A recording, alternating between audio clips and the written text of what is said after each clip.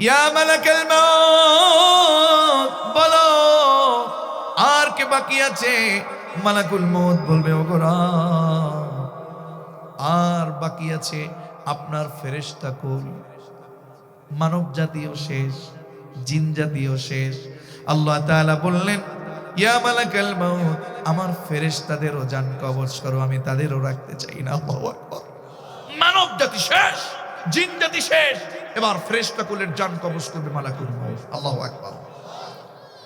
এবার আল্লাহ প্রশ্ন করছেন, ইয়া মালাকাল মাউত আখবিরনি মান ইয়াবকা, বলো আর কে বাকি আছে? আর কে বাকি আছে বলো, আর কে বাকি আছে বলো। আখবিরনি মান ইয়াবকা। মালাকুল মউত আল্লাহর কাছে বলছে, ওগো রব, মানব জাতি শেষ, জিন জাতি শেষ, ফেরেশতাদের সবাই শেষ, 8 জন ফেরেশতা বাকি। কয়জন? আরো জোরে। 8 জন ফেরেশতা বাকি। আল্লাহ বললেন, তাদেরও জান কবজ করো। আখবিরনি মান ইয়াবকা। কয়জন বাকি? বলে 4 জন বাকি। কে কে বাকি? আপনার প্রধান দায়িত্বশীল জিবরাইল, মিকাইল, ইসরাফিল, আমি মালাকুল মউত, এই 4 জন প্রধান ফেরেশতার দায়িত্বশীল শুধু বাকি। আল্লাহু আকবার। ইয়া মালাকাল মাউত, সব ফেরেশতাদের জান কবজ করো। আল্লাহু আকবার। ওই 4 জনের জান কবজ তো করলই। ওই 8 জনের ভিতরে আল্লাহ তাআলার আরশের কুরসি ধরেছিল, ওই 4 জনের জান কবজ করলো। 4 জন আর 3 জনের জান কবজ করে 7 জন শেষ। আল্লাহ ডেকে বলছেন, ইয়া মালাকাল মাউত আখবিরনি মান ইয়াবকা। ইয়া মালাকাল মাউত, বলো আর কি বাকি আছে? আল্লাহু আকবার কইতেন না? মালাকুল মউত আল্লাহর কাছে গিয়ে বলে, ওগো রব, আনতা হাইয়ুন ওয়া আনতা কাইয়ুম, আপনি চিরস্থায়ী, আপনি চিরঞ্জীব, আপনি ছিলেন, আপনি আছেন, আপনি থাকবেন, আপনার তো মরণ নাই, আপনি তো সব, আপনার তো কোনো মরার কোনো সুযোগ নেই, আপনি তো সব কিছুর মালিক, আপনি আপনি স্থায়ী। আনতা হাইয়ুন ওয়া আনতা কাইয়ুম, কিন্তু আমি আপনার হুকুমের গোলাম, আমি মালাকুল মউত শুধু বাকি। আল্লাহু আকবার। এবার আল্লাহ তাআলা মালাকুল মউতকে ডেকে বলেন, মুত ইয়া মালাকাল মাউত, হে মালাকুল মউত, এবার তুই মরে যা। আল্লাহু আকবার কইতেন না? এবার তুই মরে যা, তোকেও আমি দেখতে চাই না, সব শেষ করে দেব, বাকি থাকবে একজন। জবান খুলে বলুন তিনি কে? মালাকুল মউত আল্লাহর কাছে অনুনয় বিনয় করছে, ওগো রব, কি বলছেন? আমার জান আমাকে কবজ করতে হবে। আল্লাহ বললেন, হ্যাঁ। আল্লাহ, আমি যদি জানতাম আমার অবস্থা এমন হবে, তাহলে আমি এই দায়িত্বটা নিতাম না। হয়তো আমি আমার ভাই জিব্রাইলকে দিতাম, না হয় ইসরাফিলকে দিতাম, না হয় মিকাইলকে দিতাম। ও রব, দয়া করে দেখেন আমাকে একটু বাঁচিয়ে দেওয়া যায় কিনা। আল্লাহ বলছেন, কুল্লু নাফসিন যায়িকাতুল মাউত। আল্লাহু আকবার। কে না জানে এই আয়াত? কুল্লু নাফসিন যায়িকাতুল মাউত, everyone will take the test of death. সবাইকেই চলে যেতে হবে। আল্লাহু আকবার। ও বরিশালবাসী, আপনাদের কষ্ট হচ্ছে? একটু সময় দেওয়া যাবে না ইনশাআল্লাহ? ও বরিশালবাসী, আল্লাহ তাআলা বললেন, কারো কোনো সুযোগ নাই, সবাইকে মরে যেতে হবে। মালাকুল মউত আর বসে থাকলেন না। আল্লাহর নির্দেশ, জান্নাত এবং জাহান্নামের মধ্যবর্তী জায়গাতে চলে গেলেন। জায়গাটির নাম হলো আরাফ। মনে রাখবেন, জান্নাত এবং জাহান্নামের মধ্যবর্তী জায়গার নাম হলো আরাফ। সেই জায়গাতে গিয়ে এমন এক চিৎকার, আল্লাহু আকবার বলেন। মালাকুল মউত পৃথিবী থেকে, আল্লাহর সামনে থেকে জীবনটাকে একেবারে শেষ করে দিলেন। আল্লাহর নির্দেশে তিনিও চলে গেলেন, তারও মৃত্যু হলো। এবার আল্লাহ তাআলা নিজে নিজেই বলছেন, গোটা বিশ্বকে ডেকে বলছেন, পৃথিবীকে ডেকে বলছেন, ইয়া আরদ, হে পৃথিবী, আইনা আশজারুকি, তোর তো অনেক বড় বড় গাছ ছিল, বিশাল আকৃতির গাছ, আফ্রিকার জঙ্গলের ভিডিওগুলো যেতে তো অনেকে পারেন না, কেউ পারেন না, কিন্তু সেখানে ভিডিওগুলো দেখছেন, বিশাল এক গাছ। বিভিন্ন জঙ্গলে বনে গেলে দেখা যায় কত বড় বড় মোটা গাছ, ঠিক কিনা বলুন? শতবর্ষী গাছগুলো আমরা দেখতাম, শতবর্ষী গাছের অবস্থা কেমন ছিল, কি মোটা, 2 জন 3 জন 4 জনেও বেরি দিয়ে পাওয়া যায় না, এত মোটা ছিল। সেটাই আমরা দেখতে পারি না, কিন্তু এখনো পর্যন্ত কত শতবর্ষী গাছ আছে আমরা এখনো দেখি নাই। বড় বড় গাছকে আল্লাহ ডেকে বলছেন, এ পৃথিবী, তোর ভিতরে অনেক বড় বড় গাছ ছিল, কোথায়? পৃথিবীকে ডেকে বলবেন, আইনা কুসুরুক, বিশাল বড় বড় প্রাসাদ ছিল, কোথায় সেটা? কোথায়? আইনাল মুলুক, হে রাজা বাদশারা, জুলুম করেছ, আমি করেছ, ভাব নিয়েছ, অনেক বড় নিজেকে মনে হয়েছে, নিজেদের ক্ষমতার চোটে আলেমদেরকে শেষ করে দিয়েছ, আমার কোরআনের কর্মীদেরকে ফাঁসির কাস্টে ঝুলিয়েছ, চিল্লায় বলুন ঠিক কিনা? কোথায় তোমরা? কোথায়? কোনো আওয়াজ হবে না, কারণ কেউ নাই, একজন ছাড়া। তিনি কে? আল্লাহ এবার নিজে নিজেই কেমন যেন বললেন কোরআন কারিমে। আল্লাহ তাআলা চমৎকার ভাবে সেটা উল্লেখ করে দিলেন, লিমানিল মুলকুল ইয়াউম লিল্লাহিল ওয়াহিদিল কাহ্হার, who belongs the kingdom today, who belongs the power today। আজকে রাজত্ব কার? চিল্লায় বলুন, সেদিন রাজত্ব কার? আমার ভাইয়েরা, সেদিন কঠিন ময়দান হবে, কেউ কাউকে চিনবে না। একটা দিন, কত বড় দিন, একটা দিন 50,000 সানা, আল্লাহু আকবার, 50,000 বছর একটা দিন, কত বিশাল। আপনার এই সমাজের ভিতরে একটা দিন কতক্ষণ হয়? হাসরের মাঠ কায়েম হয়ে যাবে, মানুষগুলো দাঁড়িয়ে যাবে, একেবারে সবাই বিচারের জন্য দাঁড়াবে। আমার বিচার হবে, আমার বিচার হবে, যা করেছি, জ্ঞান হওয়া থেকে শুরু করে, গুনাহ লেখা থেকে শুরু করে, যা করেছি সব কিছুর বিচার করবে কে? আরো জোরে, সব কিছুর বিচার করবে কে? সব কিছুর বিচার হবে আল্লাহ তাআলা। একেবারে আপনাদের আমাদের ভিতরে যারা এখানে কেউ কিছু মনে করছি না, আমরা মনে করছি আমাদেরকে কে ঠকাবে, আমাদের জান্নাতটা কে ঠকাবে, আমাদের জান্নাত কে ঠকাবে, মনে করতেছি আমরা সব যেহেতু দান করেছি, আমাদের জান্নাত কে ঠকাবে। আসলে বিশ্বাস করুন, আমরা এখানে যারা এসেছি সবাইকেই বিচারের কাঠ গড়ায় দাঁড়ানোর দরকার আছে না নাই?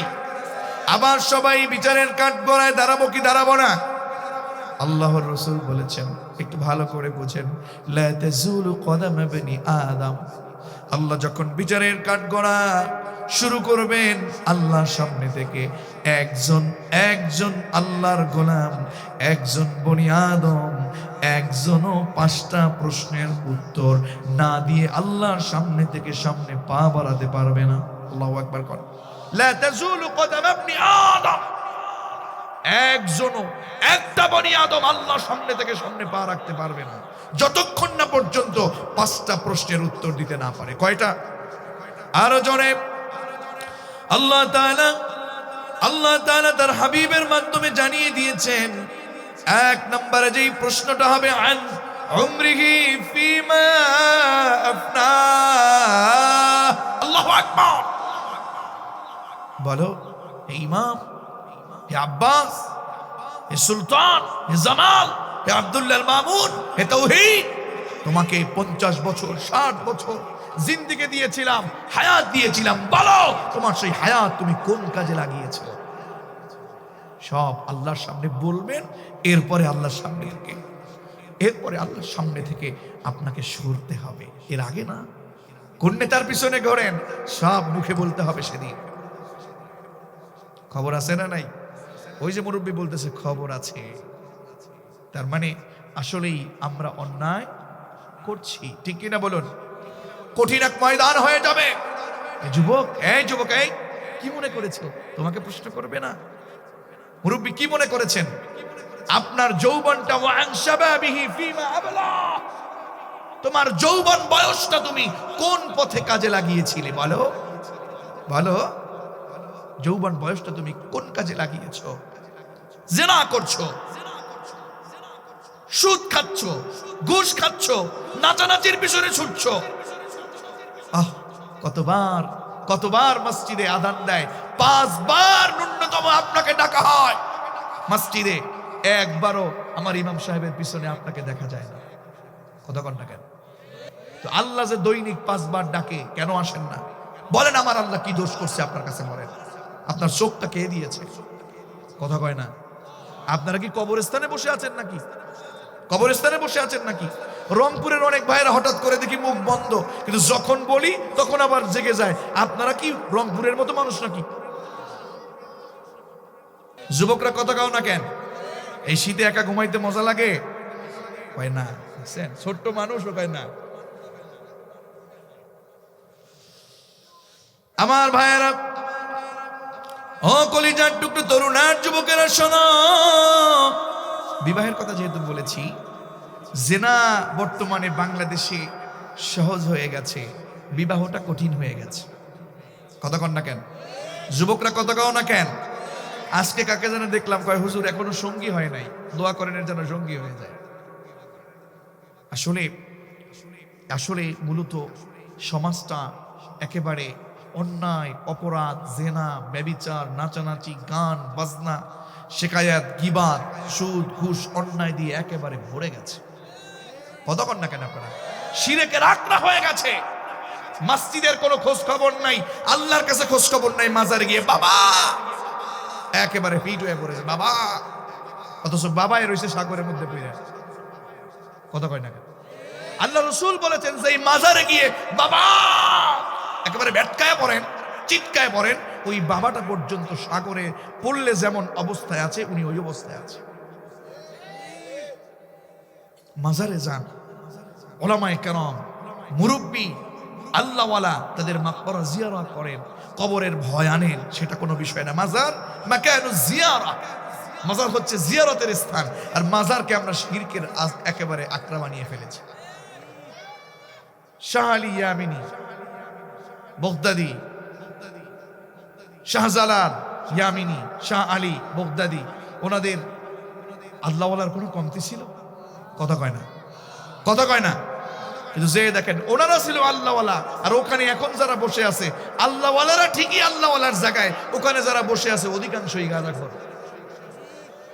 কথা কন না কেন আপনারা? হুজুর কথা কন না কেন? আমার ভাইয়েরা, আমার কলিজার টুকরো তরুণ আর যুবকেরা, না না, সমাজটাকে আমাদের সুন্দর করতে হবে, সঠিক অবস্থায় নিয়ে যেতে হবে। কথা কন না কেন? ওই কিয়ামতের ময়দান আমরা সহ্য করতে পারবো না। আল্লাহ তাআলা মালাকুল মউত যখন জানটা একেবারে সবার কবজ করে নিজেও শেষ হয়ে যাবে, তিনি বলবেন আমি ছাড়া আর কেউ নাই, সব বিচার করবে একজন, তিনি কে? যুবকদের যৌবন বয়সী হিসাব দেওয়া লাগবে।